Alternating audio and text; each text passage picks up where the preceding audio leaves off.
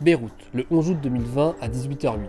Une semaine après la plus forte explosion non nucléaire de l'histoire, des habitants se réunissent pour rendre hommage aux 218 victimes, pour allumer une bougie, déposer une fleur et demander justice.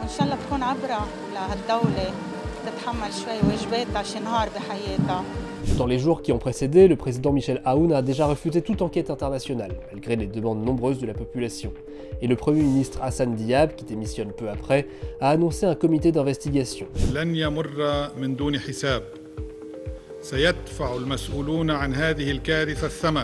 Promesse, des résultats en 4 jours. En fait, il n'en sera rien. Bien sûr, nous avons la volonté de faire aboutir l'enquête très rapidement. Mais nous avons découvert que la situation est beaucoup plus complexe. Alors, que s'est-il passé depuis le 4 août 2020 ? On fait le point sur 5 ans d'une enquête empêchée. Dès le mois d'août 2020, le juge Fadi Sawan est nommé.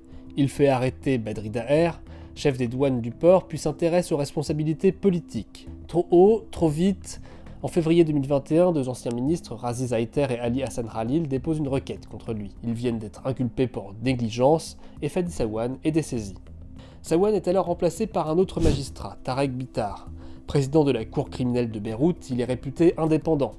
Il vise lui aussi les hauts responsables politiques et demande la levée de l'immunité de 3 anciens ministres, Ali Hassan Khalil, Razi Zaïter et Nouhad Machnouk. Mais il se heurte au même mur. Les recours se multiplient, l'enquête est suspendue à plusieurs reprises et les menaces s'intensifient.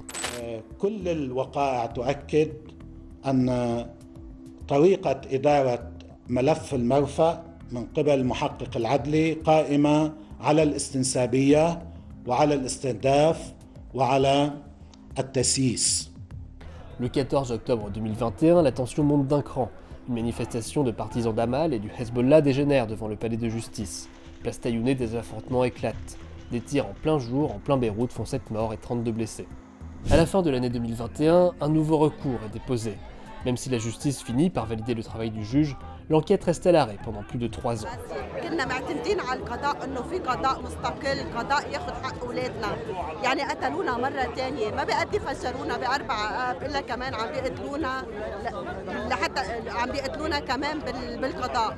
Début 2025, l'enquête redémarre enfin.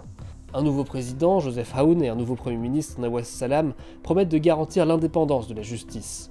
Et quelques jours après leur arrivée, Tarek Bitar émet 12 nouvelles convocations. L'enquête est de nouveau en marche, mais pour l'instant, aucune décision de justice n'a été rendue au Liban, et seule une cour britannique a condamné une entreprise liée à la cargaison de nitrate d'ammonium à verser des indemnités à certaines familles. Une action civile a aussi été intentée au Texas, aux États-Unis, depuis 2022, contre une autre entreprise qui n'a pas encore été jugée.